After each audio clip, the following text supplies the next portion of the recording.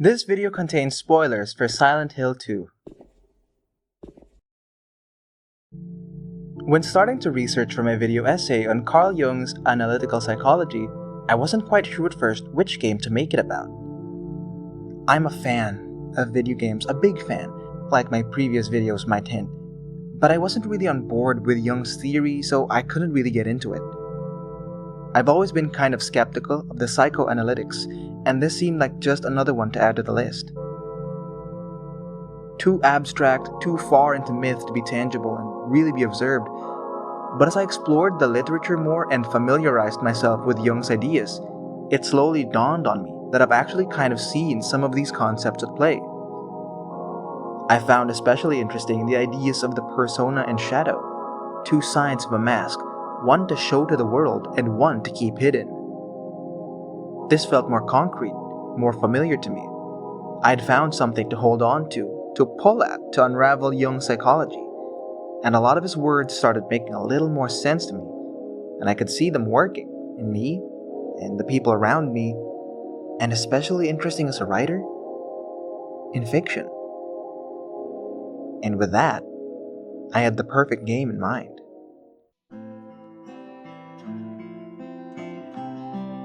Silent Hill 2 immediately came to me as a great example of Jung's ideas.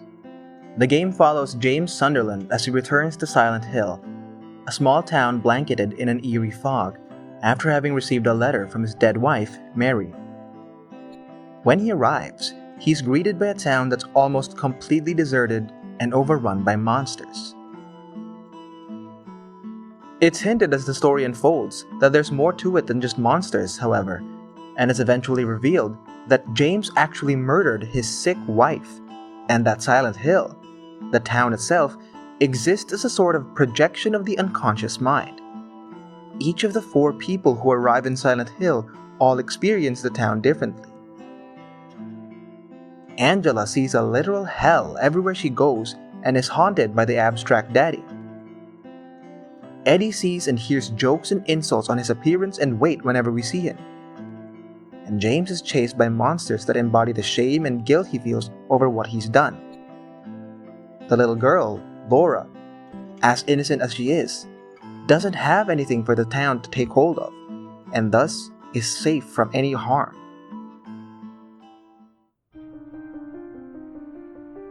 From the perspective of Jungian psychology, James's persona here takes the form of the grieving, lost husband, sincerely searching for Mary. Behind that mask, however, under the consciousness, lies the shadows that he cannot look in the eye. All of the monsters he fights are more than just terrible enemies and obstacles in his way. They are manifestations of the parts of himself that he can't face. Each encounter forces him to confront these corners of his mind that he's tried to repress, these delusions, twisted abstractions of the darkest pits of his psyche. The lying figures and the mandarins both represent James's feeling of suffering, anguish, and despair, feeling trapped and hopeless during Mary's sickness.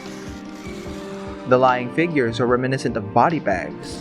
They twitch and squirm uncontrollably while you fight, and the mandarins are quite literally caged under your feet.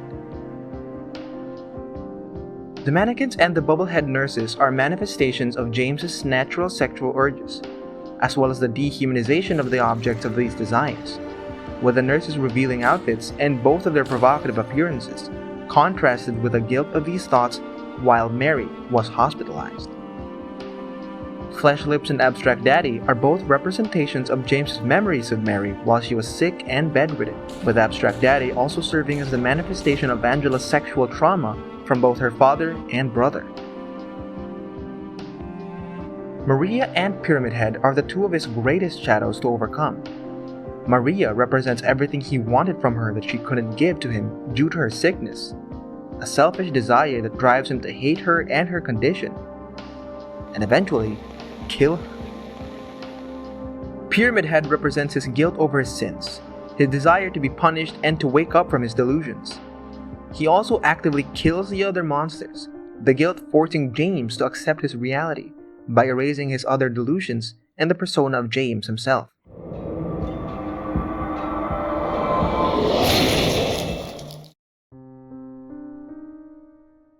Looking at it from the perspective of analytical psychology, it becomes all the more clear that Silent Hill 2 is a story about the battle between persona and shadow, in a town that blurs the line between conscious and unconscious. Silent Hill strips away at James's understanding of himself until all that remains is the truth that he's been avoiding. He killed his wife. According to Jung, this would be the process of individuation, or integrating your shadow into yourself and accepting it, all the parts of yourself that you locked away. Denying the shadows, all of the delusions that he's conjured up, would only give them more power. When James finally faces up to what happened, what he'd done, and accepts the burden of that guilt, Pyramid Head stops and allows him to move on.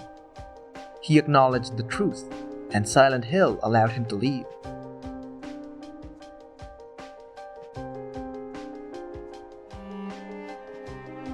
Reflecting on this, I noticed similar patterns around me in real life.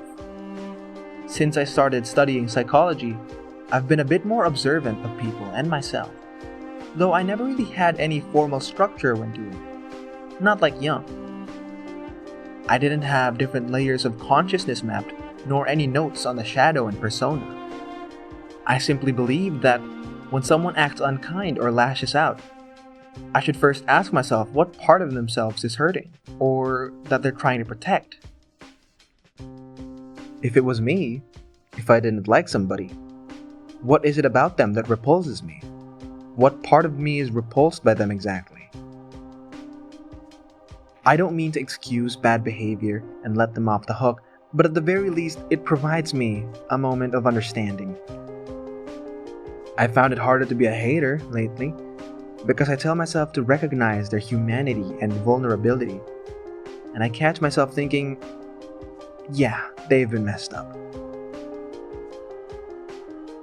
In that sense, I've come to see Jung's analytical psychology as a profound, useful school of thought, even if it strays a little far from quantifiable science.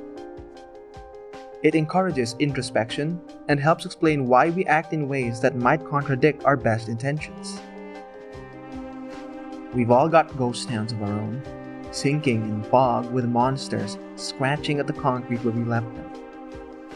The only way forward, the only way out, is to face the reality we've hidden away, deep down, screaming, writhing in Silent Hill. Thank you.